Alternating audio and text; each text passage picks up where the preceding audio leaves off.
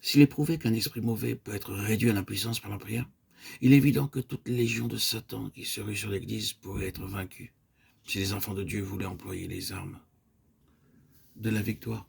Si tout l'enfer a été vaincu par Christ, l'Église doit à son tour vaincre toutes les forces de l'adversaire et s'affranchir de sa domination. Ce qui s'oppose à cette guerre d'offensive contre l'ennemi, ce n'est pas la pénurie ou l'absence des armes nécessaires, mais la mauvaise volonté de l'Église, sa répugnance à faire face à la vérité. Les croyants sont satisfaits de l'état où ils se trouvent à cause de leur ignorance.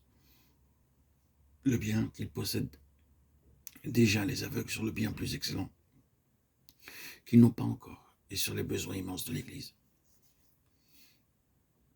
Aussi, pour les obliger à sortir de cet état de paisible satisfaction, Dieu permet que les siens soient passés au crible par l'ennemi, car Satan ne peut agir qu'autant que Dieu le lui permet. Les hommes ne veulent pas d'autre maître que l'expérience. Ils ne veulent apprendre la vérité sur leur état que par l'expérience. Et Dieu permet à l'ennemi de les faire passer par de très douloureux sentiers. L'Église de Christ doit atteindre un parfait développement. Il faut qu'elle soit prête pour le retour du Seigneur. Et Dieu permet à Satan de faire passer ses membres au creuset de l'épreuve. Alors, ils vont de l'avant, ils se développent, ils se décident à combattre les légions de Satan. Ils remportent la victoire par le sang de l'agneau et la parole de leur témoignage, et chassent l'ennemi hors des lieux célestes. Une fois le chemin frayé, l'Église est enlevée au devant de son Seigneur, pour occuper à ses côtés la place qui lui est réservée, et les cohortes angéliques saluent son triomphe du cantique. Ils l'ont vaincu par le sang de l'agneau. Les conceptions erronées des choses divines ne sont pas détruites que par l'expérience. Combien d'enfants de Dieu sont séduits tout en étant convaincus que Dieu les garde? Ils se soumettent aux conditions qui permettent l'action de Dieu, sans comprendre comment Dieu agit. Et ils ne réalisent pas davantage qu'ils peuvent remplir, sans en douter, les conditions qui déterminent l'action des mauvais esprits, puisqu'ils ignorent également les lois qui gouvernent l'action satanique.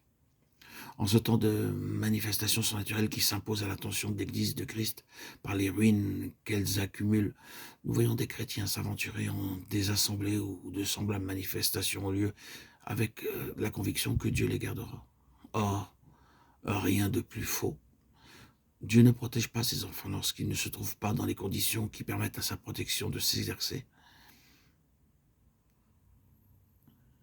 Examinons à quels sentiments obéissent ceux qui vont à ces assemblées. Leur confiance recouvre des idées fausses ou des sentiments blâmables, quoiqu'ils ne s'en doutent pas.